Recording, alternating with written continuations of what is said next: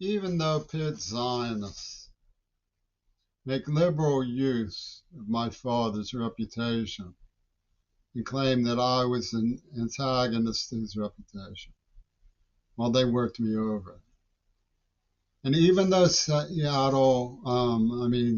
Louis Post-Dispatch justifies the idea that they at least separate me from my grandfather and grandmother because of my father's dalliances, which they say ran in the family on his half.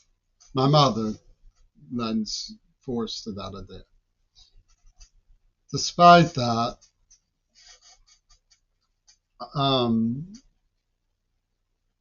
they never waste any opportunity to cut him down. In fact, the sly innuendos about my father from Pitt were so dastardly that even the stark raving mad Dr. Kerry Sylvester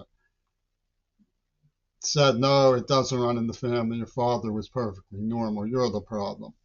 So, you can sort of cut and paste your opinion as you see fit when Don Toon is financing something.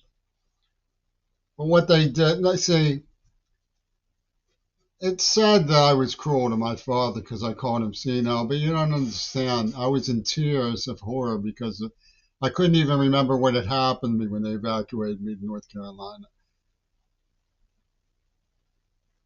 And the letters were segregated and long forgotten.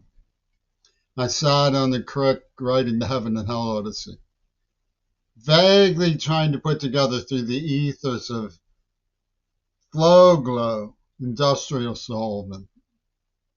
There was an image of a dour authoritarian lording over me.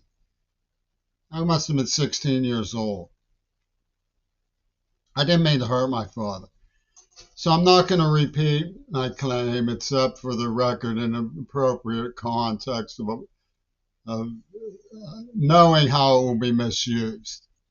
That Pope Leo needs to shrink. I don't mean to be hurtful to Pope Leo. But the truth be told, he does. He's advocating for a murderer named Martin Sheen, for these Herzog warriors, psychopathic Herzogs.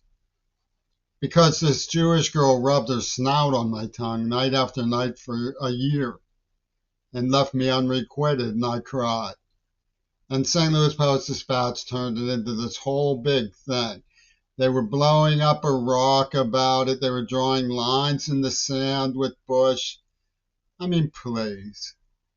Adrian Belew is a lost cause morally. It's like trying to redeem one of Milo Vangelis. There's like, if you want to do a compare contrast paper of significant seniority value with your double PhD in American political history and Russian political history, write a comparison of Adrian Belew and Milo Vangelis. You'll get more or less the same type. I don't know what more to say about that. They carry on. They gave me a girl they would be so jealous of that they could make up any story about me they wanted. They killed my son Benito, and then said to me in hushed tones to CMU's military school, "Do you believe in God? Do you have a soul?" And then plastered his head all over, pictures of his abortion fetus all over school. I wanted my son. And yet they trot out the left wing Rosa Clemente's like Deborah Martin saying, our hands pick your fruit in Cesar Chavez's Disneyland of the Spirit, which is the casino of Clint Eastwood and Sherman Alexie, and expect me to answer their allegations when they ignore that I warned them that Israel was up for revenge for Auschwitz in 1994 at their key facility being Carnegie Mellon University. I was homeless for 2 years to get away from their ultimatum, that I embraced the gang. And then I turned out to be right. They caught John Schulman robbing the museum for $6 million, $8 million. He lived across the street from Mandela Books on Celeron. His business was across. And there was the question of his employee, slow-eyed employee, coming over to Abdul the terrorist's house, which was an IDF dude disguising his voice on KDK radio. I mean, the St. Louis Post-Dispatch is so divorced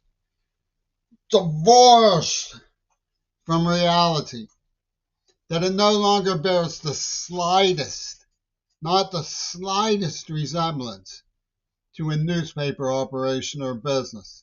They don't have any remote capacity.